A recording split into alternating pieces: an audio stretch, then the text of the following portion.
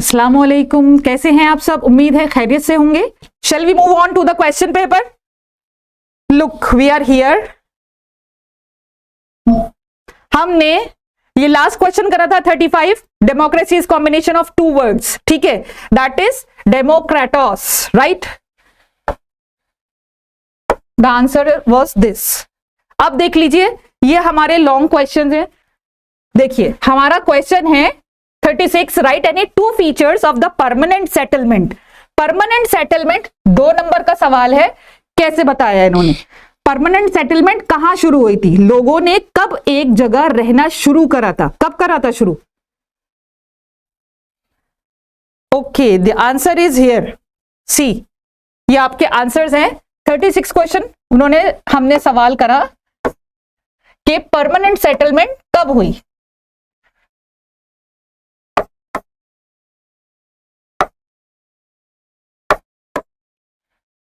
किस टाइम हुई थी परमानेंट सेटलमेंट? जब जमींदार जो थे, लैंडलॉर्ड्स, जमींदार, उन्होंने क्या करा था? उन्होंने जमा करनी शुरू कर दी थी। Deposit a fixed amount. उन्होंने एक फिक्स्ड अमाउंट रख दिया था। किस चीज के लिए? इस चीज के लिए एक फिक्स्ड अमाउंट रखा था इन द स्टेट ट्रेजरी। सरकारी खजाने में, रियासत के खजाने में एक फिक्स्ड अमाउंट रखा था जमींदारों के लिए, ठीक है? तब परमानेंट सेटलमेंट शुरू हुई थी, ठीक है? जब रियासत के खजाने में, ट्रेजर कहा जाता है खजाने को, रियासत के खजाने में जब डिपॉजिट करा गया था एक फिक्स्ड अमाउंट, फॉर एग्जांपल के 500 रुपए जमा कराने थे रियासत के खजाने में। किसको जमा कराने थे? जमींदारों को, लैंडलॉर्ड्स को, जिनके पास जमीनें थी। उस टाइम परमानेंट सेटलमेंट स्टार्ट हुई थी। Misbah, pay attention. उसके बाद है इट रिकॉग्नाइज्ड लैंडलॉर्ड और जमींदार एज हेरिडिटरी ओनर्स। जमींदार और लैंडलॉर्ड जिनको ये पहचान मिली कि वो क्या कहते हैं, हेरिडिटरी ओनर्स हैं उस लैंड के। हेरिडिटरी ओनर्स कहा जाता है उनको जो एक नस्ब से चले आ रहे होते हैं, दादा के बाद उनका बेटा, उनके बेटे के बाद उनका बेटा, ऐसे, ठीक है? खानदानी विरासत चली आ रही होती है। समझ में आ रही है? हेरिडिटरी का मतलब होता है विरासत के साथ जो चली आ रही होती है जमीन। क्लियर है ये चीज? परमानेंट सेटलमेंट क्या है? मुस्तकिल सेटलमेंट क्या है? सेटलमेंट मुस्तकिल एक जगह रहने या फिर क्या है, उसको क्या कहेंगे आप? ठीक है, तो उन्होंने उसका जवाब ये दिया कि जो जमींदार हैं, जमींदार, जमीन कहा जाता है लैंड, और उसका जो मालिक है उसको कहा जाएगा लॉर्ड। लैंड लॉर्ड जो है या जमींदार है, ये जो लफ्ज अंग्रेजी में भी इस्तेमाल हुआ है, उनको एक फिक्स्ड अमाउंट, एक तयशुदा रकम को क्या करना होता था? उनको स्टेट, रियासत के खजाने में जमा कराना होता था, ठीक है? तब परमानेंट सेटलमेंट शुरू हुई थी। उसके बाद दूसरा, ये रिकॉग्नाइज कराना, ये बताना, इसकी पहचान कराना कि जमींदार जो हैं वो क्या हैं? वो शरई हकदार हैं, शरई उसके हकदार हैं। किसके? उस जमीन के, क्योंकि वो उनके बाप दादाओं से चलती हुई आ रही है। क्लियर है ये आंसर? हाँ जी। Something wrong happened Jamia Fatima? Is it clear? Shall we move on to the next question? अच्छा, आपने एक चीज देखी, उन्होंने आपके 2 नंबर का सवाल था तो 2 ही पॉइंट हैं। समझ में आ रहा है? 2 ही पॉइंट में लिखा है उसको। चलिए अब हमारा अगला सवाल है, what was the main objective of सत्य शोधक समाज, society of seekers of truth? सत्य कहा जाता है सच बोलने को, शोधक पाक करना, seekers society, society of seekers of truth, सच को ढूंढने वालों का जो एक समाज था, एक सोसाइटी कह ले आप, उनका क्या ऑब्जेक्टिव था? यहां पर आपको 2 सवाल दे रखे, और का ऑप्शन है यहां पर। दूसरा सवाल है, right any 2 contributions of Pandita Ramabai. Pandita Ramabai के बारे में भी हमने पढ़ा था। ये सोशल रिफॉर्मर हैं, जो समाज सेवक थे, जिन्होंने समाज के सुधार के लिए बहुत काम करे थे। ऐसे हमने राजा राम मोहन रॉय के बारे में भी पढ़ा था, और A.O. ह्यूम के बारे में भी पढ़ा था। उसके अलावा हमने एनी बेसेंट के बारे में पढ़ा था ना हमने, जब सबसे शुरू में पढ़ा था, जब जंगें हो रही थी और समाज में बहुत ज्यादा उठक पटक थी, उस समय में क्या क्या चीजें हो रही थी और औरतों की क्या कंडीशंस थी, उसको सुधारने के लिए, पढ़ाई की कंडीशंस को, बच्चों की कंडीशन को सुधारने के लिए कुछ समाज सुधारक सामने आए थे। तो ये भी एक वैसे ही है। चलिए अब इसका आंसर देख लीजिए। पहले तो सत्य शोधक समाज क्या था? सितंबर 1873 में ज्योतिराव उन्होंने बनाया था। इसको बनाने वाले कौन थे? इस संस्था को बनाने वाले कौन थे? ज्योतिराव। ठीक है बेटा। विद द मेन, उनका खास मकसद क्या था? आजादी, लिबरेटिंग। किसकी आजादी थी? किसकी आजादी थी? लोअर कास्ट की, जो सबसे निचला तबका था उसकी। और सबसे निचला तबका क्या था? मैंने आपको बताया था। यहां पर भी, यहां पर थे आपके ब्राह्मण्स, क्षत्रियास, कौरवास एंड शूद्रास, जिसको बारे में मैंने आपको बताया था एससी और एसटी। ठीक है, ये सबसे निचला तबका था। इस तबके की आजादी, क्योंकि इस तबका, ये जो तबका था, इन तीनों, ये जो ऊपर वाली अपर क्लासेस थी, इनका गुलाम था ये निचला तबका। आज भी है ऐसा। ठीक है, तो इसका मेन कारण क्या था? ये संस्था बनाने का, सोसाइटी बनाने का मेन कारण क्या था?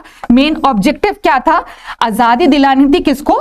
लोअर कास्ट को, एंड प्रोटेक्टिंग, उनका बचाव करना था। प्रोटेक्ट करना, बचाव करना। किस चीज से? उनका इस्तेहसाल से।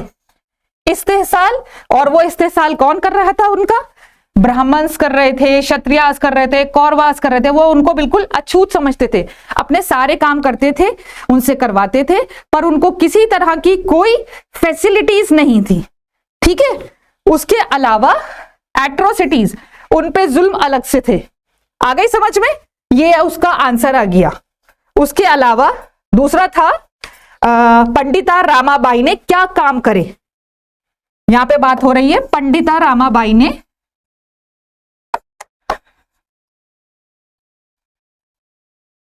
पंडिता रामाबाई ने क्या काम करे? उन्होंने क्या करा? प्रमोट करा। किस चीज को प्रमोट करा? लड़कियों की तालीम के लिए। ठीक है, उसके अलावा उन्होंने क्या चीज शुरू करी थी? आर्य महिला समाज। महिला यानी कि वुमन, यानी कि औरत, औरतों का समाज। ठीक है, उनका आर्य समाज का शुरू करा था उन्होंने। कब शुरू करा था? 1881 में। ये उनका काम था। ठीक है, समाज के लिए क्या काम करा? उन्होंने सिर्फ 2 पॉइंट्स दिए हैं यहां पर। पंडिता रामाबाई ने क्या काम करा? लड़कियां, गर्ल्स, इतनी थोड़ा बहुत इंग्लिश तो आप समझ लेंगी ना? जी समझ लेंगे। हाँ, यहाँ पे लिखा हुआ है उन्होंने लड़कियों के लिए गर्ल्स एजुकेशन। ठीक है, लड़कियों की तालीम के लिए उन्होंने क्या चीज करी थी? स्टार्टेड, क्या करा? शुरुआत करी। किस चीज की शुरुआत करी? आर्य महिला समाज की। एक उन्होंने संस्था बनाई, आर्य महिला समाज। कहां, कब बनाई? 1881 में। किस जगह बनाई थी? पुणे के अंदर। और इससे क्या था? इसको बनाने का मकसद क्या था? इंप्रूव करना। इंप्रूव का मतलब होता है बेहतर करना। बेहतर करना। क्या बेहतर करना? औरतों की कंडीशन। जिस कंडीशन में औरतें थीं, जिस हालात में औरतें थीं, उनकी कंडीशन में सुधार लेकर आना। उस सुधार के लिए उन्होंने किसकी शुरुआत करी थी? आर्य महिला समाज की, पुणे के अंदर। किसने करी थी? पंडिता रामाबाई ने। पहला इसका पॉइंट समझ में आया? जी। ओके, सेकंड पॉइंट क्या है? फिर उन्होंने 1889 में फिर क्या करा उन्होंने? शी एस्टैब्लिशेस द मुक्ति मिशन। इन्होंने फिर दोबारा एक चीज शुरू करी, वो थी मुक्ति मिशन शुरू करा था। ये भी पुणे में करा था। मुक्ति किसी चीज से आजादी। ठीक है, मुक्ति किसी चीज से आजादी, ये भी पुणे में शुरू करा था। इसका क्या काम था? अ रिफ्यूज फॉर यंग विडोज। ये एक ऐसा संस्था थी जहां पर जो जवान बेवा औरतें थीं, क्योंकि समाज उनको बिल्कुल एक कोने में ले जाके डाल दिया करता था, जैसे कूड़ा कचरा होता है, बिल्कुल उनका वो था कंडीशन। जो जवान बेवा होती थी, तो उनके लिए उन्होंने एक रिफ्यूज, रिफ्यूजी कैंप की तरीके से एक मिशन शुरू करा था, Mukti mission. Young widows who had been deserted, जिनको बिल्कुल ही वीरान कर दिया गया था, उनकी जिंदगी में सोसाइटी के हिसाब से अब कोई रंगीनी नहीं थी, ठीक है। And abused bye their families, जिनको उनके घर वाले भी धुतकारते थे और बुरा मानते थे। तो दो काम करे थे, एक तो उन्होंने औरतों के सुधार के लिए, कंडीशन ऑफ वुमेन्स को इंप्रूव करने के लिए आर्य महिला समाज बनाया था पुणे में। दूसरा मुक्ति मिशन शुरू करा था उन्होंने 1889 में पुणे के अंदर ही, और ये करा था जवान बेवाओं के लिए, जिनकी जिंदगी, जिनकी कंडीशन उनके फैमिली वालों ने ही खराब कर दी थी उनके हस्बैंड्स के इंतकाल के बाद। क्लियर है ये? यस और नो? जी ma'am. Okay fine, we are moving to the next question. मैं आपको फिर बता दूं, यहां पर आपको और की कंडीशन दी गई है, या तो ये कीजिएगा या ये कीजिएगा, ठीक है।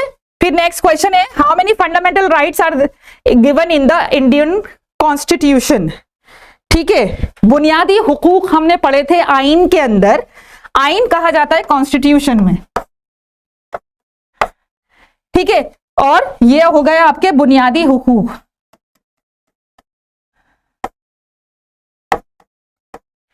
तो भाई कितने बुनियादी हुकूक हैं, उनमें से दो आपको बताने हैं।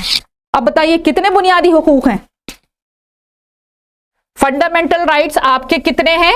6। बुनियादी हुकूक कितने हैं हर इंसान के? 6, ठीक है। In the third part of the Indian constitution, आइन के अंदर तीसरे हिस्से में ये लिखा हुआ है, क्या लिखा हुआ है कि हिंदुस्तानी शहरियों के 6 फंडामेंटल राइट्स तो है ही हैं, ठीक है। आधा सवाल सही, यानी कि 1 नंबर आपका पक्का। उसके बाद उन्होंने बोला कि कोई 2 फंडामेंटल राइट्स के नाम बताइए, कोई 2 बुनियादी हुकूक के नाम बताइए, 6 में से कोई 2। यहां पर उन्होंने 6 के 6 का बताया है, तो प्लीज मेहरबानी करके जरा गौर कर लीजिए इस चीज पर। और इसको मैंने बहुत वजाहत से भी समझाया था। पहला है राइट टू इक्वालिटी, सबकी बराबरी, मसावात, करा था हमने ये। उसके बाद है राइट टू फ्रीडम, आजादी, सबका बुनियादी हुकूक है, ठीक है। उसके बाद है राइट अगेंस्ट एक्सप्लॉयटेशन, यानी कि मैंने आपको इसकी मिसाल उस वक्त भी दी थी कि हम किसी बच्चे को या किसी औरत को या अपने घर पे मेड रख रहे हैं, सारा काम करवाते हैं उससे, पर हम ना तो उसको तनख्वाह देते ना भरपेट खाना देते, तो हम क्या कर रहे हैं, उसकी कमजोरी का, उसकी कह ले उसकी गरीबी का हम नाजायज फायदा उठा रहे हैं, क्योंकि वो मजबूर है हमारे पास काम करने के लिए। तो राइट अगेंस्ट एक्सप्लॉयटेशन, हमें यह हक है कि हम आवाज उठा सके उसके खिलाफ। फिर है right to freedom of religion, हमको यह हक देता है आइन कि हम कोई सा भी मजहब इख्तियार कर सकें, ठीक है। कोई हमारे पर दबाव नहीं डालेगा कि तुम ये मजहब इख्तियार करो, जो हमारी दिल चाहेगा, जो हमारी मर्जी होगी, जिसमें हमारा सुकून होगा, हम वही मजहब इख्तियार करेंगे, राइट। फिर है कल्चरल एंड एजुकेशनल राइट, हमें यह भी राइट है कि हम अपनी सखाफत और उसके अलावा तालीमी हक हासिल करने का भी हमें राइट है, ठीक है। हर हिंदुस्तानी को ये हक है कि जो उसकी सखाफत है, चाहे वो किसी भी इलाके से ताल्लुक रखता हो, ऐसा नहीं है कि अगर कोई साउथ इंडियन नॉर्थ में आ जाए और हम कहें भाई तुम अपने फेस्टिवल्स नहीं मनाओ, और नॉर्थ इंडियन साउथ में जाता है हम उसको फेस्टिवल्स नहीं मनाने देंगे, या वो अपने पसंद का खाना नहीं खा सकता, ऐसा कुछ नहीं है, क्योंकि सबको हक बराबर के हैं, ठीक है। उसके अलावा है राइट टू कॉन्स्टिट्यूशनल रेमेडीज, ये सबसे इंपॉर्टेंट राइट था, इस पे सवाल 2 लिखवाए थे मैंने आपको।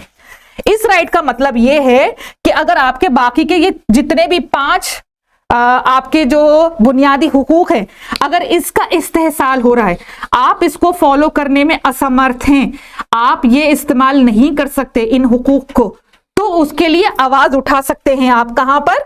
राइट टू कॉन्स्टिट्यूशनल रेमेडीज, इलाज, ये इलाज है। अगर यहां पर आपको कोई भी चीज करने से रोका जा रहा है इन 5 में से, तो आप इस हक का इस्तेमाल कर सकते हैं। ये मैंने आपको इसके 2 सवाल भी लिखवाए थे। I hope this is clear to you. हाँ, ये ना राइट टू कॉन्स्टिट्यूशनल रेमेडीज, आपको मैंने बताया कितने कॉन्स्टिट्यूशनल रेमेडीज है? 6 आपके बुनियादी हुकूक हैं, राइट। और ये आइन के तीसरे हिस्से में, आइन जो है वो कई हिस्सों में आपको बताया गया है। थर्ड पार्ट के अंदर ये हमारा कॉन्स्टिट्यूशन हमको बताता है कि हमारे 6 हुकूक हैं, ठीक है। उसके अलावा उन्होंने 2 नहीं बताकर 6 के 6 यहां पर बताए हैं आपको। छठा वाला जो है ये सबसे इंपॉर्टेंट समझ लीजिए। अगर आपको ना तो आपको मसावात मिल रही है, ना आपको आजादी मिल रही है, ना आप पढ़ सकते, आपका इस्तेहसाल हो रहा है, ठीक है, ना आप तालीम हासिल कर सकते हैं, ना अपनी सखाफत का इस्तेमाल कर सकते हैं, ना आप कोई मजहब इख्तियार कर सकते हैं, तब आप कॉन्स्टिट्यूशनल रेमेडीज का इस्तेमाल करते हैं। आवाज उठा सकते हैं आइन में कि भाई हमको ये हमारे हुकूक हैं जिनको इस्तेमाल करने नहीं दिया जा रहा। क्लियर है? अगर किताब खोलेंगे तो आपको वहां पर 2 सवाल लिखे हुए नजर आएंगे इस जगह, क्योंकि जब मैं आपको ये समझा रही थी मैंने 2 सवाल लिखवाए थे इसको आपके। चलिए नेक्स्ट क्वेश्चन था आपका फंडामेंटल ड्यूटीज। हक तो पता चल गए हमें, बुनियादी फराइज क्या हैं। यहां पर हमारे कितने बुनियादी फराइज हैं? 10 बुनियादी फराइज हैं, ठीक है। कुछ हक हैं तो कुछ हमारी ड्यूटीज भी बनती हैं अपने मुल्क के लिए, वो क्या है? और ये चौथे हिस्से में बताई गई हैं, आइन के चौथे हिस्से में बताई गई हैं।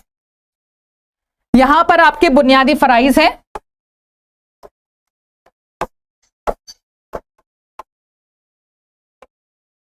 ये आपके 10 फराइज हैं बुनियादी, और आइन के चौथे हिस्से में बताए गए हैं ये। अब 10 फराइज कौन से?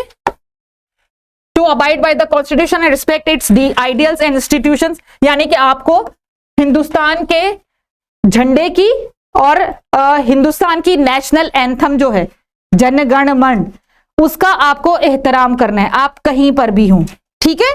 उसके बाद सेकंड है आपका to cherish and follow the noble ideas which inspired our national struggle for freedom. जो हमारी आजादी के लिए जो भी आइडियाज लेके चले, ठीक है, जो भी ख्यालात लेके चले।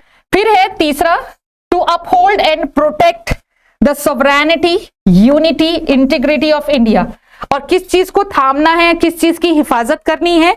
हमें अपनी एकता की, ठीक है, सॉवरेनिटी की हिफाजत करनी है, इंटीग्रिटी की, हम सबका मिलजुल के रहने की, इसकी, ताकि इसमें कोई फुटाव ना डाले कोई। उसके अलावा चौथा है टू डिफेंड द कंट्री, अपनी कंट्री को हर जगह डिफेंड करना है, बचाना है, ठीक है। And render national service when called upon, जहां कहीं भी हमारी खिदमात की जरूरत है हमारे वतन को, हमें वहां खड़ा होना है। अब आपने देखा था क्या हुआ था जब कोविड का टाइम आया था, उस टाइम जिसने जिस जगह कोशिश करी, ठीक है, उसने अपने हैसियत के हिसाब से लोगों की मदद करी थी। आपने देखा था किसी ने कोई मजहब नहीं देखा था, सबने एक दूसरे की मदद करी थी ना। तो जहां जिसको जैसा मौका मिले, render national service when called upon. उसके अलावा to promote harmony and the spirit of common brotherhood amongst all the people of India, to renounce practices derogatory to the dignity of women, यानी कि हमें प्यार, मोहब्बत, इत्तेफाक, इस भाईचारे को बनाते हुए चलना है हिंदुस्तान की आवाम के साथ।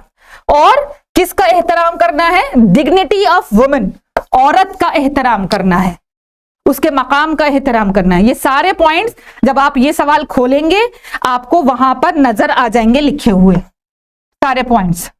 छठा है to value and preserve the rich heritage of our composite culture. तो आपको क्या करना है?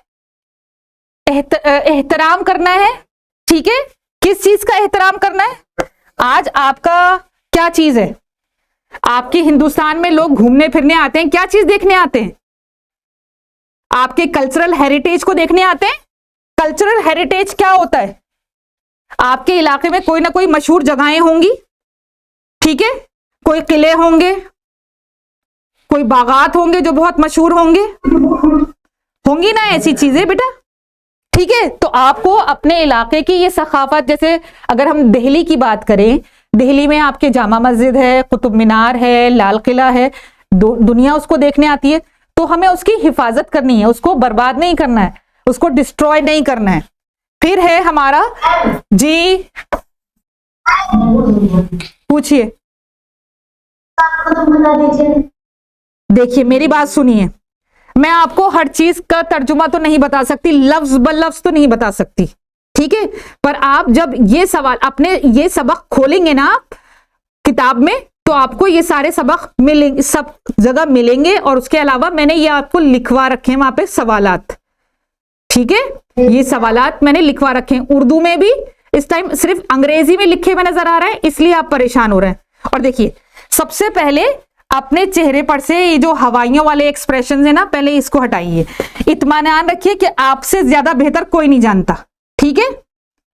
आप अगर सुनिए मेरी बात, आप जो वहां पर इन्विजिलेटर होगा ना, उससे अगर आप पूछेंगे कि सर हमें इसका अनुवाद करके बता दीजिए, ठीक है, उर्दू में लिखा हुआ होगा, वहां पर उर्दू में लिखे होंगे सवाल, आपके उर्दू में भी आएंगे बेटा, परेशान नहीं होइए इस चीज से बिल्कुल भी, क्योंकि मैंने आपको उर्दू में भी लिखवाए हैं और उसमें भी लिखवाए। हाँ, अच्छा, अब यहां देखिए, हिंदुस्तानी आईन के तीसरे हिस्से में 6 बुनियादी हुकूक, यही बताए थे मैंने अभी, बताए ना अभी यही। पहले है मसावात, पहला पॉइंट। दूसरा पॉइंट आजादी, आजादी का हक है हमको। Please pay attention, I have translated all this here.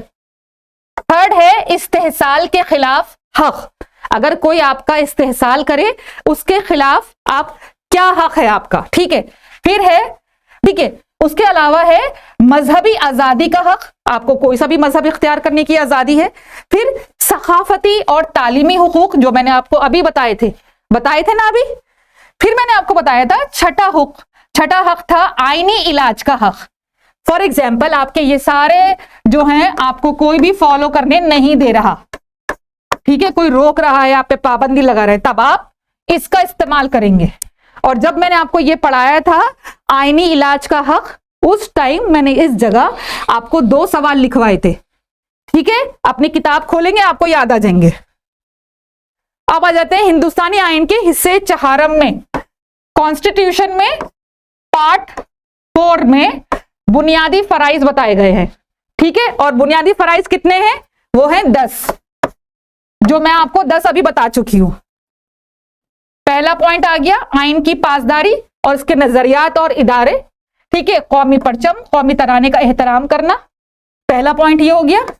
दूसरा, उन अजीम नजरियात की पासदारी और उनकी पैरवी करना जिन्होंने आजादी की हमारी कौमी जद्दोजहद को मुतासिर किया, जिनकी वजह से आज हमें आजादी मिली। समझ में आ रहा है? हाँ जी, अभी समझ में आ रहा है?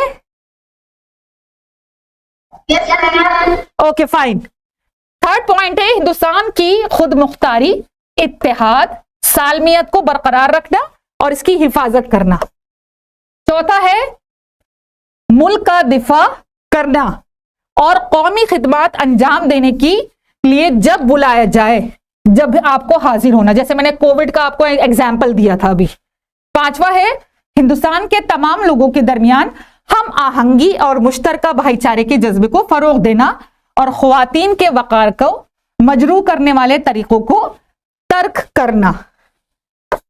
छठा आ गया हमारी जामे सखाफत के भरपूर विरसे की कदर और तहफ़्फ़ुज़, यानी कि जो हमारी हेरिटेज बिल्डिंग्स हैं उनका बहुत ख्याल रखना। उसके अलावा जंगलात, झीलों, रिसोर्सेज, नेचुरल रिसोर्सेज हैं हमारे, जंगली हयात, सिमत, कुदरती माहौल की हिफाजत और बेहतरी। आठवां है साइंस मिजाज, इंसान परस्ती और तहकीकात, रिसर्च और इस्लाह के जज्बे को फरोग देना। अवामी इमलाक की हिफाजत करना और तशद्दुद के इस्तेमाल ना करना। और आखिरी 10वां कौन सा फराइज है? इनफरादी और इज्तिमाई सरगर्मियों के तमाम शोबों में उम्दगी की तरफ खिदमत करना। आई होप दिस इज क्लियर। इसमें आपका ये आ गया, देखिए दोनों हैं, या तो वो कर लीजिए बुनियादी हुकूक, फंडामेंटल ड्यूटीज और फंडामेंटल राइट्स, ठीक है। कोई और का मतलब है कोई एक, ऐसा नहीं है कि दोनों करके बैठ जाएं। एनी टू, यहां पे एनी टू, ठीक है। 10 में से आपको 10 के 10 बताए गए हैं, उनमें से सिर्फ 2 लिखिएगा। कितने हैं ये हैं 10। और ये कितने हैं? ये हैं आपके 6, ठीक। 6 में से आपको यहां पर सिर्फ 2 के बारे में बताना है। समझ में आ रही है? हाँ जी, रिप्लाई समझ में आ रही है बेटा? चलिए, फिर आपका आता है 39, what do you understand by pressure groups? फिर आपका ऑप्शन आ गया, what do you understand by interest groups, ये क्या है? हाँ जी, मतलब इनके बारे में किस तरह बताना है मैम? ये जो मैंने आपको अभी बताया। Yes ma'am. हाँ, मैं बता रही हूं। Right any two characteristics of interest groups. 2 सवाल है, चाहे ये करिए चाहे ये करिए, ठीक है। अब मैं उर्दू में आपको दिखा रही हूं ये, इसके आंसर क्या हैं।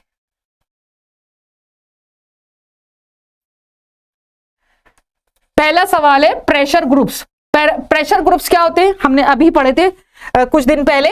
मफादाती ग्रुप, इनका कुछ मफाद होता है उसके पीछे, जो हुकूमत या फैसला साजों पर अपने मफाद की तकमील के लिए दबाव डालता है, ठीक है ना। ये सख्ती से साख्त है, दबाव पर मरकोज है और हुकूमत की पॉलिसियों को मुतासिर करती है। वो अपने रवैये में सख्त, हिफाजती और फरोग देने वाले भी हैं। शायद इसकी टेबल थी जो मैंने आपको दिखाई थी, आपकी बुक में मार्क करवाई थी टेबल। मैंने कहा था ये टेबल बहुत इंपॉर्टेंट है, अगर आपको याद पड़े तो अपनी किताबें खोलिएगा, देखिएगा। दूसरा सवाल था, ये तो हो गया आपका प्रेशर ग्रुप्स के बारे में। प्रेशर ग्रुप्स क्या होते हैं? जिनका कुछ मफाद होता है। फिर आ गए हमारे दूसरे ग्रुप, इंटरेस्ट ग्रुप, दिलचस्पी वाले ग्रुप। ये किस बात के लिए दिलचस्पी लेते हैं? उसमें उनका क्या काम है? ये मुल्जिम ग्रुप है, ठीक है। प्लानिंग के साथ काम करते हैं। इनकी इंटरेस्ट ग्रुप्स होते हैं जो अपने मखसूस मफादात को फरोग देने की कोशिश करते हैं। इनकी खुसूसियत क्या है? वो अच्छी तरह से मुंजिम है, प्लान्ड है, इनके कुछ मुश्तरका मफादात हैं, कुछ मफादात जो हैं बिल्कुल एक जैसे हैं। फिर है आपका सी, वो दिलचस्पी जो अराकीन को मुत्तहिद करती है, वो मखसूस और खास है, ठीक है, बहुत सिमिलर है।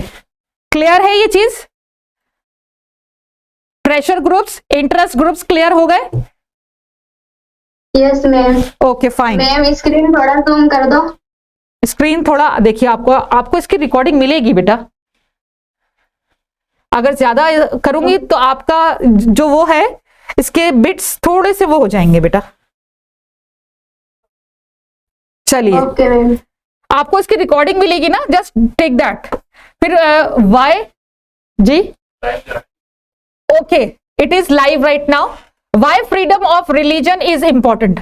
फ्रीडम ऑफ रिलीजन क्यों इंपॉर्टेंट है, ठीक है, ये भी सवाल है। और ये देख रहे हैं अभी तक सवाल आपके 2-2 नंबर के ही हैं। कहां तक 2-2 नंबर के हैं? 41 क्वेश्चन तक आपके सवाल 2-2 नंबर के आ रहे हैं, ठीक है। इस चीज को बहुत ध्यान रखिएगा। अभी इसका फिर हम बताते हैं फ्रीडम ऑफ रिलीजन क्यों जरूरी है। मजहब की आजादी का हक अहम है। क्यों अहम है? ये सबकी अपनी चॉइस है, ये सबकी अपनी पसंद है, क्योंकि हिंदुस्तान एक सेक्युलर और कसीर मजहब मुल्क है। यहां पर आपको बहुत सारे मजाहिब देखने को मिलेंगे, ठीक है। और इन दफात के मकासद जो हैं, इसका जो मकसद है क्या है? ये एक बुनियादी हुकूक है। क्या है? Fundamental right. बुनियादी हुकूक फंडामेंटल राइट में दिए गए हैं। अपने तमाम शहरियों को अकीदे और इबादत की आजादी को महफूज बनाना, ये हमें हमारा आइन दे रहा है ये काम, ठीक है। ये हक, किसी भी मजहब को इख्तियार करने का हक हमारा आइन, हमारा कॉन्स्टिट्यूशन दे रहा है, राइट। क्लियर है ये सबको? यहां तक आपके 2 मार्क्स के आंसर्स चल रहे हैं, ठीक है। फिर आपका सवाल है सर, नेक्स्ट क्वेश्चन। फिर है आपका explain the nature of fundamental duties. Fundamental duties का क्या नेचर है, ठीक है, कैसे है वो भी देख ले चलते हैं। इसको हमें एक्सप्लेन करना है। ये क्या है? ये फराइज, फंडामेंटल ड्यूटीज हम कह ले, इसको हम फराइज कह रहे हैं।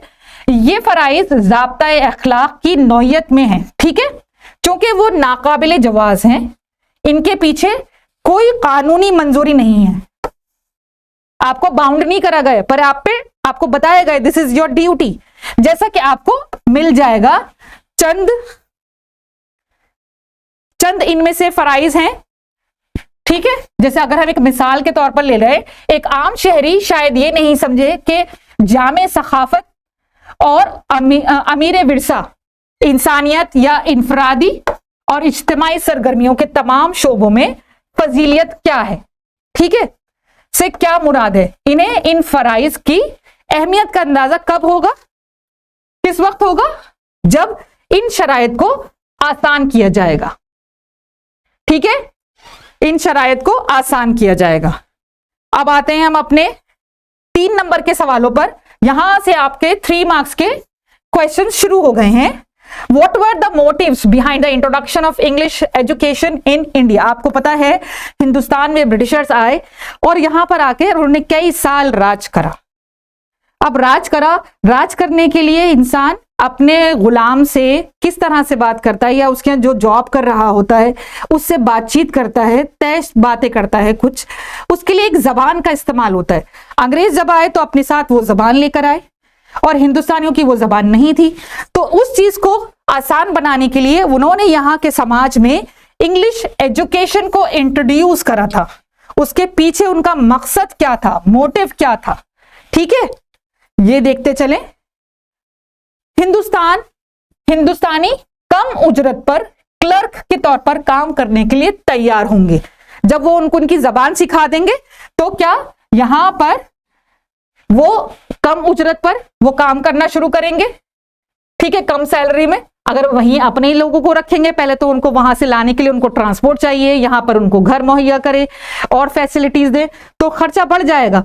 तो बेहतर यही है ना कि यहीं की पब्लिक को इस्तेमाल कर ले, थोड़ी बहुत चीजें सिखाकर। फिर आता है हिंदुस्तानियों का एक तबका तैयार करना जो अंग्रेजों के वफादार थे, ठीक है, अंग्रेजों के वफादार थे। एक ऐसा हिस्सा तैयार करना समाज में से जो उनके वफादार रहे, चाहे वो उनको कितनी भी गुलामी करवाई उन्होंने। फिर अंग्रेजी तालीम याफ्ता हिंदुस्तानियों को अंग्रेजी सखाफत को फैलाने के लिए इस्तेमाल करना। आप उन्हीं के लोगों पर इस्तेमाल करने के लिए अंग्रेजों ने अंग्रेजी तालीम का इस्तेमाल करा, ठीक है, अवाम का। उसके अलावा तालीम को और किसके लिए इस्तेमाल करा, सियासी इक्तदार को मजबूत करने के लिए इस्तेमाल करना। उन्होंने इस चीज के लिए भी इस्तेमाल करा, क्योंकि आए तो वो यहां पर तिजारत की गरज से पहले उन्होंने इजाजत ली थी, उसके बाद वो यहाँ की सियासत में भी मदाखलत करने लगे थे और आखिर में वो यहाँ पर हुक्मरान बन के बैठ गए थे। बिल्कुल इस तरह से हम कह सकते हैं जैसे एट प्रेजेंट गाजा में इजराइल आर सिटिंग, राइट। चलिए इसका और आ गया आपका, describe the features of the Mahalwari system. Mahalwari system आपको फिर मैं बताती चलूं, हर जगह आपको चॉइस दी जा रही है आपकी सहूलियत के हिसाब से। महलवारी सिस्टम क्या है वो भी देखते चलते हैं। महलवारी सिस्टम 1822 में 1822 में अंग्रेजों ने शुमाली मगरिब सूबों पंजाब, वादी गंगा, वस्ती हिंदुस्तान के कुछ हिस्सों में महलवारी बस्ती मुतारिफ कराई थी। ये क्या है ये भी देख लेते हैं। यहां तशखीस की बुनियाद पर, ठीक है, जो उन्होंने रिसर्च करी, महल या जागीर की पैदावार थी और जो एक गांव या देहात का एक गिरोह हो सकता है, ठीक है। यहां महल के तमाम मालकान मुश्तरका तौर पर हुकूमत की तरफ से तखमीना शुदा महसूल की रकम अदा करने के जिम्मेदार थे। तखमीना शुदा रकम यानी कि जो रेवेन्यू कलेक्ट होता था, ठीक है, जो अंग्रेजों ने एक तरह से उनपे टैक्स कह ले आप, ठीक है। बदकिस्मती से इससे किसानों को कोई फायदा नहीं हुआ, क्योंकि अंग्रेजों के मुतालबात बहुत ज्यादा थे, अंग्रेजों की डिमांड्स बहुत ज्यादा थी। एक फिल्म आई थी ना लगान, आपने देखी होगी, तो वो कुछ इसी तरह की थी। उन पे लगान लगता है और किस तरह से उस लगान से निकलते हैं वहां के लोग। फिर आ जाते हैं, हमारा नेक्स्ट क्वेश्चन है, describe the impact of reform movements on Indian societies. जब हिंदुस्तानी सोसाइटी की बात करी जाए तो यहां पे रिफॉर्म मूवमेंट्स, अलग अलग तरह की जो मूवमेंट शुरू हुई थी वो क्या क्या थी आजादी के टाइम पे, क्या क्या इस्लाही मूवमेंट थी। इस्लाही तहरीकों ने हिंदुस्तानियों में समाजी मजहबी शऊर पैदा किया था। ये वो लोग थे जो इस्लाही तहरीक चला रहे थे, जो चाहते थे कि समाज सुधरे। इन तमाम इस्लाही तहरीकों ने समाजी और मजहबी नजरियात के अकली तफहीम पर जोर दिया था। उनके दिमाग को रोशन करने की कोशिश करी थी ताकि उनको पता चले उन पे कौन हुक्मरानी कर रहा है, उनके क्या हक हैं, वो अपने ही मुल्क में रहकर गुलामों की जिंदगी बसर कर रहे हैं जदीद तालीम के तारुफ ने हिंदुस्तानियों की रहनुमाई करी थी, ठीक है। और फिर क्या था, जिंदगी के लिए साइंस और अकली नुक्ते नजर क्या था, किस तरह से वो रिफॉर्म आया। इन तहरीकों से, जितनी भी तहरीकें चली, इन तहरीकों ने जात पात के निजाम और अछूत के रिवाज पर तनकीद की थी, पॉइंट आउट करा था कि आप अछूत, अनटचेबिलिटी को क्यों कह रहे हैं।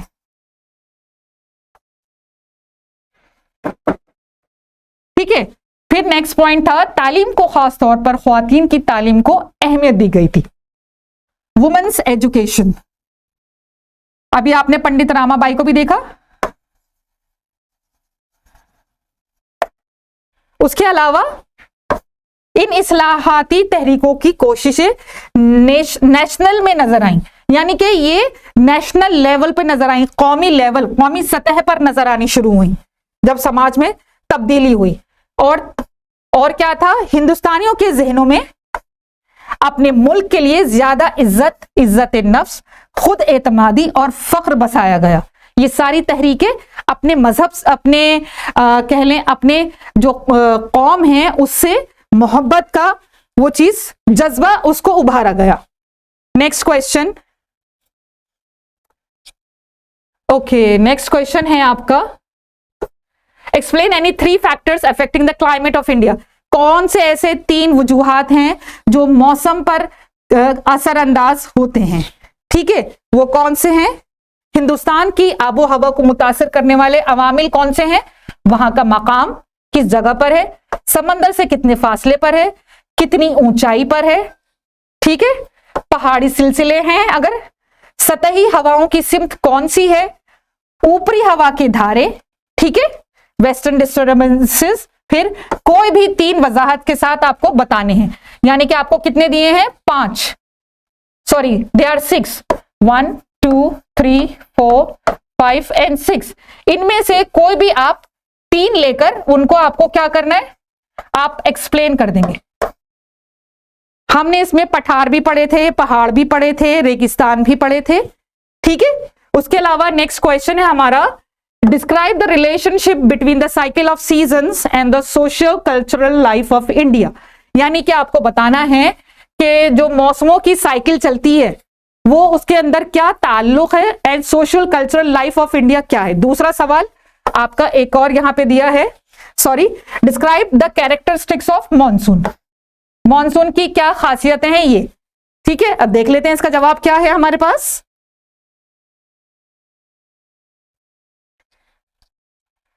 उम्मीद है आप समझ में आ रहा होगा, कोई प्रॉब्लम नहीं होगी।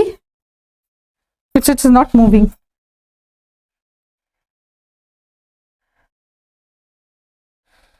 चलिए देखिए, मौसम का चक्कर हमारी समाजी और सकाफती जिंदगी को मुतासिर करता है। बिल्कुल, ठंडा मौसम आता है तबीयतें खराब होती हैं, मौसम ठंडी से गर्मी की तरफ जाता है तब भी तबीयतें खराब होती हैं।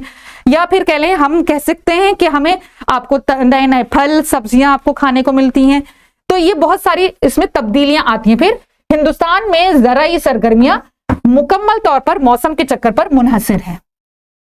आप कुछ लोग जो खेतों में काम करते हैं, उनका एक पर्टिकुलर सब्जी, एक पर्टिकुलर काश्त हो रही है, खरीफ और राबी की अगर फसलें तैयार हो रही हैं, वो डिपेंड करती हैं मौसमों पर, ठीक है। उसके अलावा सैलाब और ड्राफ्ट माशी तरक्की में रुकावट है। Drought, this is not draft, this is drought, ठीक है, सूखा। ये गलत लिखा हुआ है, इसको आप सूखा कह सकते हैं। जब सैलाब आता है यानी कि पानी, बारिशें बहुत हो रही हैं, और ड्राफ्ट हम कह सकते हैं सूखा, जब सूखा पड़ जाता है तब माशी तरक्की में रुकावट आती है। सैलाब आता है, जिंदगियां मुतासिर होते हैं, मवेशी मुतासिर होते हैं, खड़ी फसलें खराब हो जाती हैं, ठीक है। उसके अलावा जब सूखा पड़ता है, बारिश नहीं आती, तब भी माश बहुत ज्यादा मुतासिर होता है, उसकी तरक्की में एक तरह की रुकावट आती है।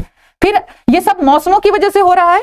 हमारी तमाम सरगर्मियां मौसमों से वाबस्ता है। बिल्कुल नजर आ रहा है ये सारी चीजें हमको, हमारे त्योहार, खानों, लिबास का ताल्लुक मौसमों से है, ठीक है ना। इत्तेफाक करेंगे ना आप इस बात से, हम इस बात पे डिस्कस कर भी चुके हैं। मखसूस मौसम में खाने का ताल्लुक त्योहारों से भी होता है। अब जैसे अभी आप देख रहे हैं, अभी हाल फिलहाल अभी इसी वीक हम लोगों का ईद गई है, ठीक है।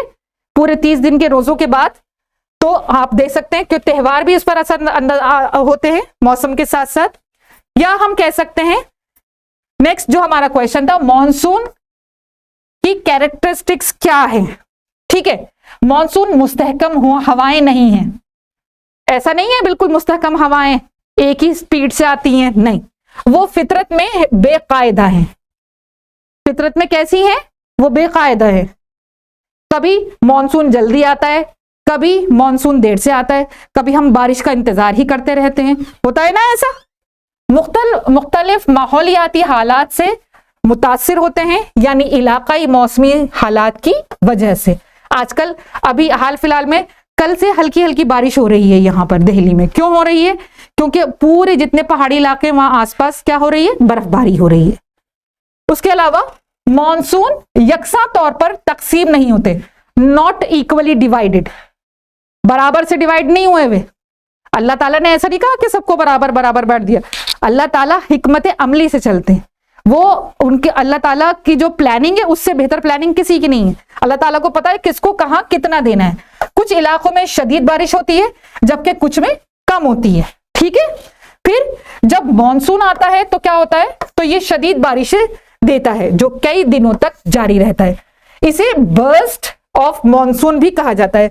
यहां पर भी मैंने बुक के अंदर आपको ये सवाल मार्क करवाया था कि बर्स्ट ऑफ मॉनसून क्या है, शायद आप याद हो आप लोगों को। तो ये बुनियादी तौर पर केरला के साहिल पर होता है जहां ये सबसे पहले पहुंचता है।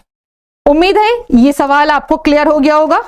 और जो सो रहे हैं प्लीज एक फेस वॉश कर आए जाकर तो बेहतर होगा। चलिए 46 क्वेश्चन, डिफाइन सोशल एम्पावरमेंट। ये अभी हमने हमारा लास्ट थर्ड चैप्टर था जो हमने करा था। Explain the measures of social empowerment, किसी को ताकत बख्शना। इसका आपका एक और चॉइस आ गई 3 नंबर के सवाल में। फिर explain the meaning of sustainable development, वो डेवलपमेंट जिसका हमने 1 मार्क का पीछे भी करा था। चलिए देखते चलते हैं।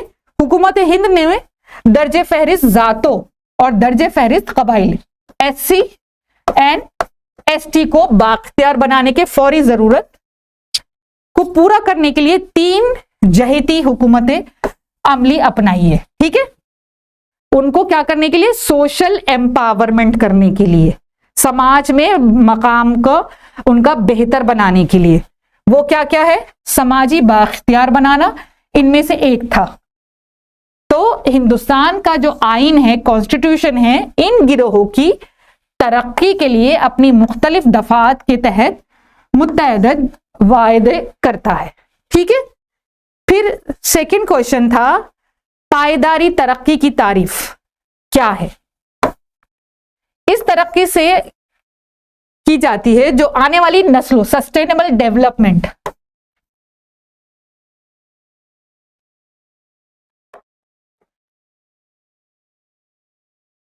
सस्टेनेबल डेवलपमेंट हम कहेंगे वो कौन सी तरक्की है जो आने वाली नस्लों की अपनी जरूरियात को पूरा करने की सलाहियत पर समझौता किए बगैर मौजूदा जरूरियात को पूरा करती है। ऐसा नहीं है कि हम अभी जो मुझे चाहिए हमारे पास मौजूद है, हम वो सब चीजें खा पी के खत्म कर दे। हम ये ना सोचे जो हमारी आने वाली नस्लें हैं हम उनके लिए छोड़े। अब आप कहेंगे मैम खाने पीने की बात हो रही है, खाने पीने की नहीं, हम बात कर रहे हैं पेड़ पौधों की, हवा की, पानी की, साफ जमीन की। ठीक है, हर अच्छी चीज जो हम चाहते हैं हमारी आने वाली नस्लों में मुंतकिल हो।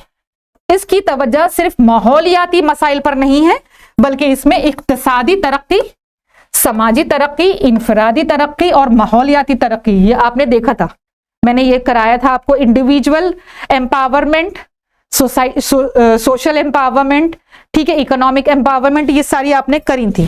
क्लियर है ये आपको? ओके, देन NAM, NAM जी, हिंदुस्तान इसमें हिस्सेदार है या नहीं है, बताओ जरा जल्दी। बताया था ये नॉन अलाइनमेंट मूवमेंट है, इसमें नहीं हिंदुस्तान का। Okay, very good, at least you people remember this. Examine the role of non alignment movement in international piece.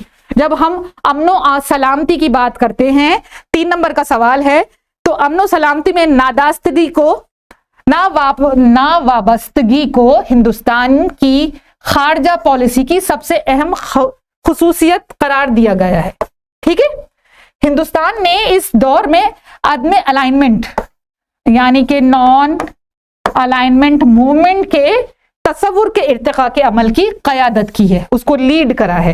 Right, जब दुनिया दो कैंपों में बटी हुई थी, मैंने आपको बताया था, किसी बच्ची ने मुझे पूछा तो मैंने बताया था ऐसे करके कि ये दो कैंप थे, एक था यूएसए का कैंप, एक था यूएसएसआर का कैंप, पर इंडिया इसमें कहीं नहीं था।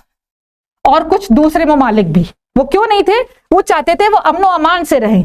ठीक है, वो लड़ाई झगड़े में नहीं पड़ना चाहते, पर वो चाहते हैं ये लोग भी अमनो अमान से रहें। चलिए, नैम बैनुल अक़वामी यानी कि इंटरनेशनल अमन और हिंदुस्तान के किरदार में एक संग मील रहा है। नावाबस्तगी की पॉलिसी ने तरक्की पजीर ममालिक में बहुत से हामियों को जीत लिया। कौन कौन थे जो इनके सपोर्ट में आए थे? क्योंकि इसने इन्हें अपनी खुद मुख्तारी की तहफ़्फ़ुज़ का मौका फराहम किया था। अगर फॉर एग्जाम्पल हिंदुस्तान इसको सपोर्ट करता, ठीक है, तो ये इसके खिलाफ हो जाता। अगर हिंदुस्तान इसको सपोर्ट करता तो यूएसएसआर खिलाफ हो जाता, एक दुश्मन बनता। पर यहां पे दोनों में से कोई दुश्मन नहीं था, क्योंकि ये सपोर्ट नहीं कर रहा था किसी को भी। और सर्द जंग के तनाव के दौरान अपनी आजादी को बरकरार रखने का मौका फराहम किया। ठीक है, हिंदुस्तान ने नावाबस्तगी के बुनियादी मयार के तौर पर और नावाबस्ता तहरीक के सरकर्दा अरकान में से एक के तौर पर इसकी तरक्की में बढ़ चढ़कर हिस्सा लिया। हम पहुंचने वाले हैं अपने आखिरी सवालात पर। चलिए, यहां पर है क्वेश्चन है, following 4 places related to transportation facilities in India are marked ABC। मैंने आपको बताया था आपके जो मैप आएंगे वो 2 तरह के मैप आएंगे। एक में आपको आइडेंटिफाई करना होगा, ठीक है, और एक में आपको लोकेट करना होगा। यहां पर उन्होंने बोला है आपको 4 जगहें दी हैं रिलेटेड टू ट्रांसपोर्टेशन, आमद और रफ्त की फैसिलिटीज जो हिंदुस्तान में है, उसको A, B, C और D कहा गया है पॉलिटिकल मैप पर। आपको क्या करना है? आपको पहचानना है। किसको पहचानना है? A, the western most point of east west corridor कौन सा है? ठीक है, और ईस्ट वेस्ट कॉरिडोर कैसा बन रहा था आपका? वो ऐसे बन रहा था। ठीक है, ईस्ट में भी था, वेस्ट, नॉर्थ, साउथ में। वो आपसे बात कर रहे हैं वेस्टर्न मोस्ट पॉइंट कौन सा है, ये वाला होगा डेफिनेटली। यहीं पे मालूम कर रहा हूँ कुछ। फिर उन्होंने पूछा है a port situated in Goa, Goa में एक पोर्ट है, वो कौन सी है? फिर उन्होंने पूछा है एन इंटरनेशनल एयरपोर्ट, सी यहां पर दिया है इस जगह। देखते हैं क्या है। Southern most point of golden quadrilateral क्या है? चलिए देखते हैं इसका आंसर क्या बता रहे हैं हमको। ये देखिए, नंबर 1 ये जो है ए गुजरात में, ये है आपका ए है पोरबंदर। दूसरा उन्होंने पूछा है a port situated in Goa, that is Goa. Goa यहां पर, ये आपका महाराष्ट्र है और गोवा यहां पर है, ये है बी। इसको हम कहेंगे मार्मा गोवा।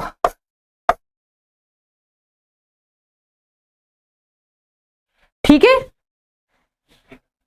फिर आपका इंटरनेशनल एयरपोर्ट है number C, that is Amritsar और सांसी, राजा सांसी इंटरनेशनल एयरपोर्ट। ठीक है, इसका नाम है राजा सांसी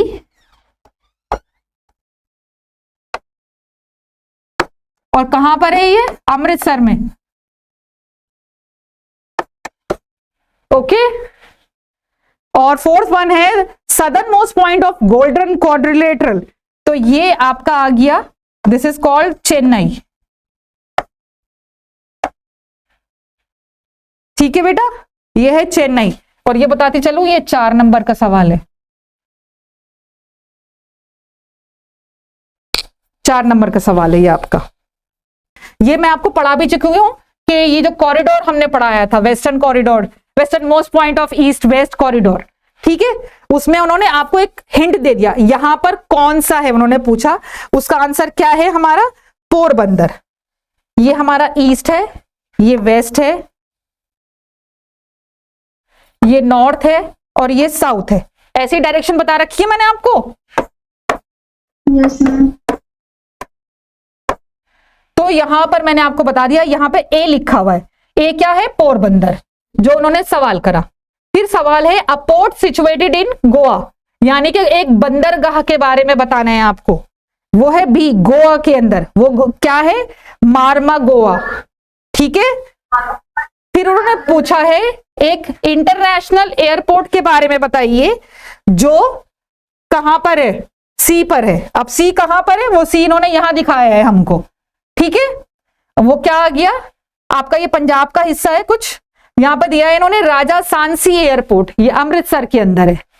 उसके बाद उन्होंने पूछा सदर्न मोस्ट पॉइंट, सदर्न इस जगह पर, ठीक है, इसको गोल्डन क्वाड्रिलेटरल कहा जाता है। क्वाड्रिलेटरल ऐसे करके बना रखा था उन्होंने, ठीक है। यहां पे कौन सा पॉइंट टच कर रहा है, जो यहां पे डी पे दिया है, दैट इज चेन्नई। क्लियर है, आपको डायरेक्ट सवाल नहीं करेंगे वो चेन्नई क्या है, क्लियर हो गया ये। अब ये वाला सवाल आया है विजुअली इंपेयर्ड, वो विजुअली जो देखने से माजूर हैं उनसे डायरेक्ट सवाल करा गया है। The following 4 places related to transportation facilities in India, right. The western most point of east west corridor, वो आपका वही चीज आ गई है, ठीक है। फिर गोवा में कौन सा है, मार्मा गोवा इंटरनेशनल एयरपोर्ट अमृतसर में, यहां पर उन्होंने अमृतसर का नाम दे दिया, ठीक है, ताकि वो इजीली लोकेट कर सके उनकी सहूलियत के लिए। On the given outline map of, यहां पर आपको क्या करना है, यहां पर आपको लेबल करना है, यहां पर आपको खुद बनाना है। ये भी 4 नंबर का है। ऊपर आपको ABCD लिख के बताया, वो आपको सिर्फ नाम लिखने थे उन जगहों के, यहां पर आपको खुद ढूंढ के करना है। ये फिजिकल मैप है, ठीक है। सवाल क्या है यहां पर, सवाल है the eastern most point of east west corridor. दूसरा है areas receiving more than 200 centimetre rainfall in northern eastern part of India. ये आपका नॉर्थ ईस्टर्न पार्ट, उन्होंने क्या कहा है, इस इलाके में जहां पर 200 सेंटीमीटर से ज्यादा बारिश होती है उस जगह का नाम लिखना है। एक चीज और क्या पूछी उन्होंने, port located in Orissa, Orissa में एक पोर्ट, उड़ीसा आपका कुछ इस जगह होगा, ठीक है, आपको लोकेट करके बतानी है, यहां पर एक बंदरगाह उड़ीसा में। फिर उन्होंने पूछा है लोकनायक जयप्रकाश नारायण इंटरनेशनल एयरपोर्ट कहां है, नाम दे दिए। अब आप कहां हैं जरा देखते चलते हैं। देखिए सबसे पहले उन्होंने बोला था नॉर्थ ईस्ट में, जहां पे सबसे ज्यादा बारिश होती है, यहां पर वो जगह उन्होंने बताई है। This is not clear at all. यहां पर जगह लिखी हुई है काकचार, ठीक है,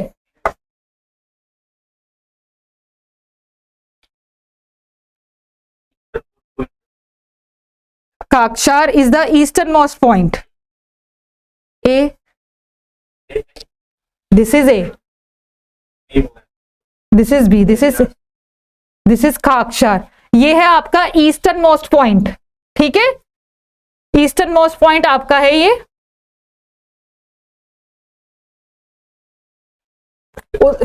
उसके बाद है आपका बी, जहां पे सबसे ज्यादा बारिश होती है, यानी कि 200 सेंटीमीटर से ज्यादा की बारिश होती है।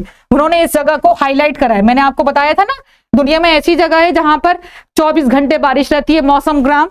तो यहां पर ये जगह, the word it is not clear at all, Cherrapunji मौसम ग्राम है वैसे तो वो, पर यहां पर हाँ ये पूरा एरिया मैंने आपको बताया था ना, 7 बहनों का इलाका, ये जो है इलाका, ये 7 बहनों का, यहाँ पर पहाड़ी पहाड़ है, जयंती, गारो, खासी, यहाँ पर पहाड़ है, ठीक है, मैंने आपको बताया भी था ये। तो ये आपका सारा वही हिस्सा है, यहाँ पर बारिशें रहती है मुसलसल, ठीक है, 200 सेंटीमीटर से ज्यादा बारिश रहती है। उसके बाद उन्होंने बोला था उड़ीसा के अंदर एक बंदरगाह का नाम बताइए, वो है पारादीप। ठीक है, ये भी एक बंदरगाह है।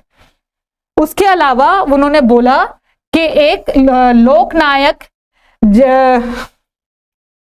जयप्रकाश नारायण एयरपोर्ट बताइए कहां पर है, वो पटना के अंदर है। ठीक है, यहां पर आपको पटना दिखा रहे हैं। लोकनायक जयप्रकाश नारायण जो आपका अंतरराष्ट्रीय बैनुल अक़वामी हवाई अड्डा है, वो यहां पर मौजूद है। क्लियर है ये आपको?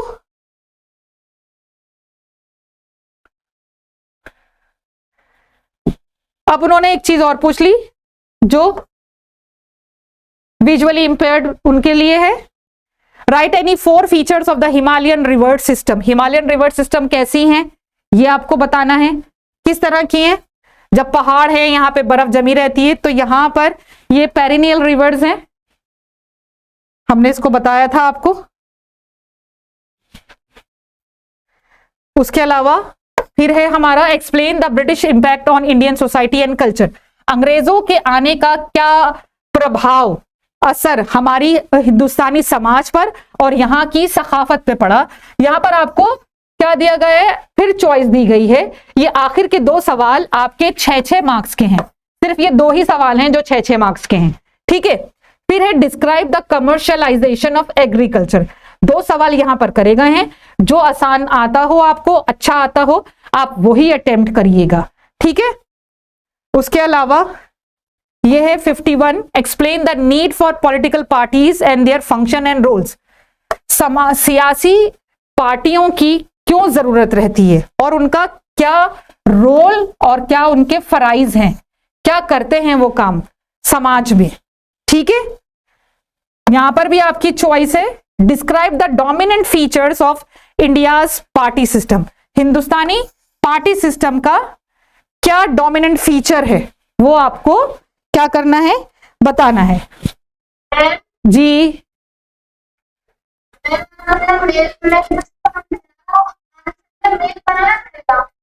देखिए बेटा, मैंने आपको बताए 2 तरह के मैप आएंगे। एक जहां पर उन्होंने ABCD लिख रखी है, ठीक है, और उसमें ए में लिख दिया कि यहां पर ये बताओ, यहां पर ये बताओ, ये जगह क्या है। वहां पे बहुत सारी जगहें हो सकती हैं। जो उन्होंने पूछा है आपको उसका जवाब देना है। एक मैप तो वो वाला हो गया। एक मैप हो गया जहां पर आपको लोकेट करना है। ठीक है, वहां पे खाली मैप होगा, उसमें कुछ नहीं होगा। वहां पर आपकी जो सवालनामा है उसके साथ आपको मिलेगा वो, और अगर ना मिले तो जो इन्विजिलेटर वहां पर मौजूद हैं उनसे आपको मांगना है। ठीक है, और उसके बाद जब आप कर लेंगे ना, और उस पर भी अपना रोल नंबर लिखेंगे आप। ठीक है, उस पर भी आपके सिग्नेचर करेंगे वो, और फिर वो उसको धागा देंगे आपको बांधने के लिए। आप अपनी आंसर शीट के साथ उसको टाई करेंगे। समझ में आ रही है बेटा? और एक बात फिर कहती चलूं, आप सीरियल ऑर्डर में करिएगा। ठीक है, पहला, दूसरा, तीसरा, चौथा ऐसे करिएगा। अगर दूसरा नहीं आता, तीसरा नहीं आता, छोड़ दीजिए जगह, आगे बढ़ जाइए। पर ऐसा नहीं है वहां अटके बैठे हुए हैं और उसी को सोचे चले जा रहे हैं। ये काम बिल्कुल नहीं करेंगे। समझ में आ रही है? और उसके बाद जब आपको जितने आते हैं आपने अटेम्प्ट कर लिए, उसके बाद आप उन सवालों को दोबारा देखेंगे कि जो मैंने लिखे उसके आंसर सही हैं या नहीं है। ठीक है, या जो मैं भूल गई थी या जो मुझे ये मुश्किल लग रहा था, हो सकता है बाद में आपको याद आ जाए, जब उसको जरूर अटेम्प्ट करना है। छोड़ना कोई सवाल नहीं है। ठीक है बेटा, छोड़ना कोई सवाल नहीं है। पर का ये मैप है, इन्होंने पूछा है आपको मीजो हिल्स बतानी है, नंबर 1, कावेरी रिवर बतानी है, धुंधला धुंधला सा। यहां पर उन्होंने पूछा है मीजो हिल्स, यहां पर आपको बताना है कावेरी रिवर बतानी है। ठीक है, उसके बाद उन्होंने बोला है सिंपलीपल नेशनल पार्क।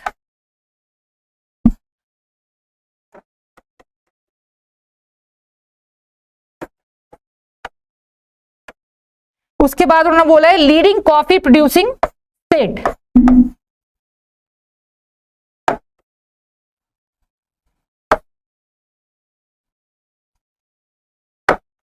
एक ऐसी स्टेट का नाम बताना है जो सबसे बड़ी है किसमें, कॉफी को प्रोड्यूस करने में। अब उन्होंने खाली मैप दे दिया मुझको, अब मैं आपको बताती चलूं।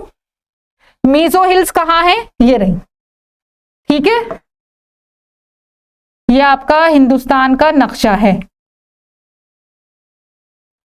क्योंकि आपको ये हिंदुस्तान में ही बतानी है, ठीक है। यहां पर इस जगह क्या है, मीजो हिल्स।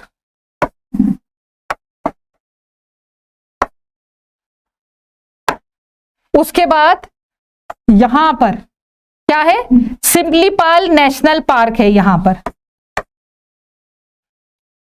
उसके बाद उन्होंने बोला कावेरी रिवर कहां है, यहां पर, जहां पर आपका क्या है, चेन्नई, चेन्नई है ना यहां पर इसमें, तो यहीं पर यह आपकी चेन्नई में ही कौन है, कावेरी रिवर,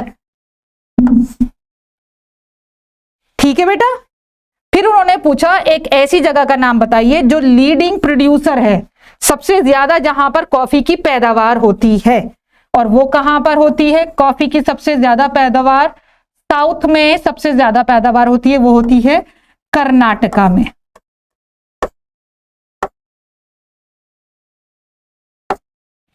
क्लियर है, आ गया समझ में, हाँ जी, यस और नो मैम। चलिए अच्छा, नेक्स्ट मैप देखिए। अब यहां पर वो आपसे सवाल कर लेंगे, नंगा पर्वत बताइए, ये आपका नंगा पर्वत यहां पर मौजूद है।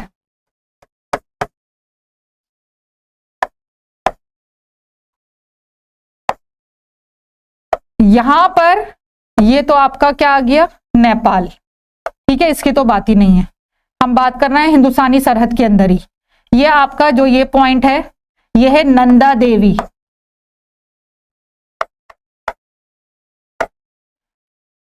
माउंट एवरेस्ट कल मैंने आपको बताया था पिछली क्लास में, जहां पर ए मार्क हुआ था, मैंने आपको बताया था माउंट एवरेस्ट वहां पर है।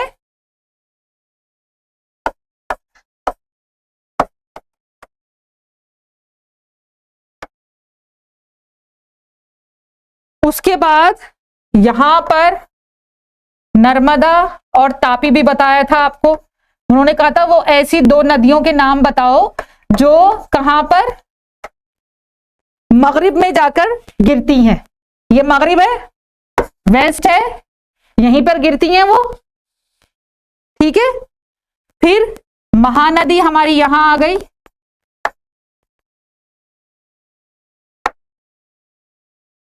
और कृष्णा के बारे में पूछा था उन्होंने।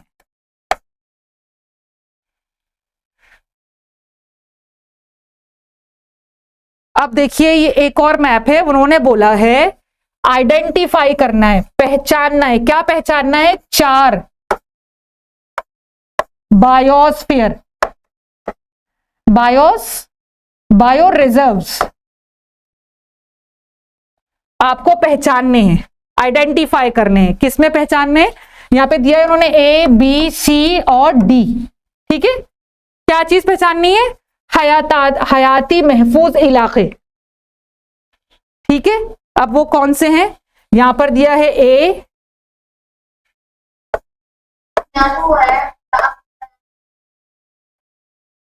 बताए, सी, बी, और यहां पर है आपका डी। अब देखते चले, ए कौन सा है, गुलमर्ग बायोस्फीयर रिजर्व,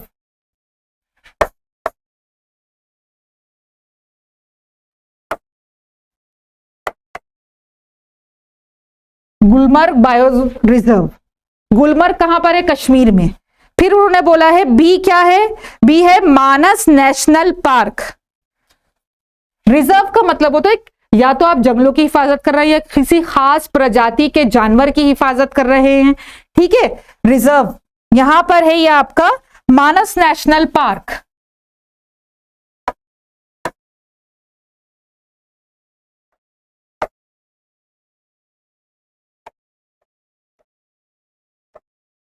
उसके बाद सी है आपका अचानकम, what, one minute, it is है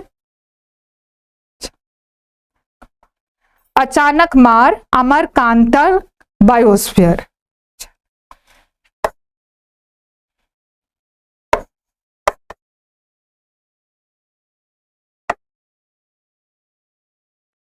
कुछ नाम बड़े जरा से डिफिकल्ट होते हैं जो हमें प्रोनाउंस करने में कभी कभी प्रॉब्लम होती है, क्योंकि ये डिपेंड करते हैं वहां की पर्टिकुलर लैंग्वेज से, उस इलाके की मकामी जबान से।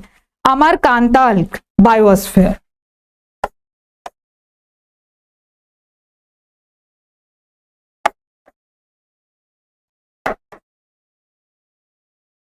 ठीक है बेटा।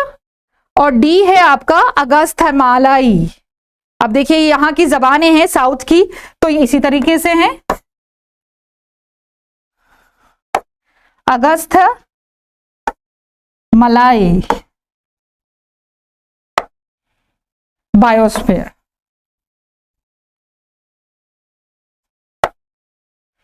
ठीक है बेटे। देन आइडेंटिफाई, आपको यहां पर भी आइडेंटिफाई करना है इंटरनेशनल एयरपोर्ट्स हिंदुस्तान के, ए बी सी और डी। देखिए हम जहां तक कोशिश कर सकते हैं, आज हमारी क्लास बहुत लंबी चल रही है, हम पर कोशिश कर रहे हैं कि आपको जितना आपकी हेल्प आउट कर सकते हैं, we try to help out you people. यहां पर ए क्या है, कौन सा एयरपोर्ट है, यहां पर है आपका बी, ये कौन सा एयरपोर्ट है, फिर आपका यहां आ गया सी, ये कौन सा है, और डी ये कौन सा एयरपोर्ट है। ए आप बताइए, यहां पर ये जो ए है आपका, ये आपका पंजाब हरियाणा कुछ ऐसे आसपास के बॉर्डर्स के पास ही है, तो ये कौन सा एयरपोर्ट है हमारा, नंबर ए पर है हमारा श्री गुरु रामदास जी इंटरनेशनल एयरपोर्ट। श्री गुरु रामदास जी।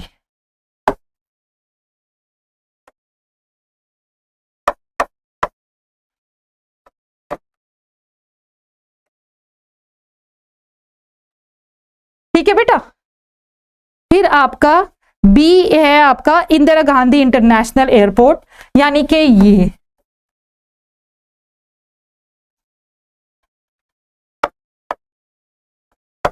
इंटरनेशनल एयरपोर्ट, ये सारे चारों इंटरनेशनल एयरपोर्ट हैं। ठीक है बेटा। फिर है आपका जयप्रकाश नारायण, जो आपने अभी मार्क करा था पीछे वाले मैप में,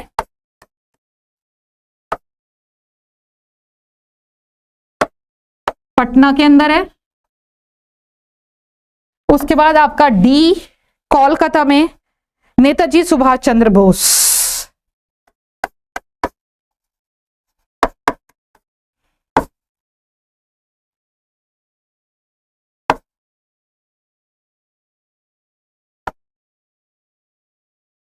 ओके,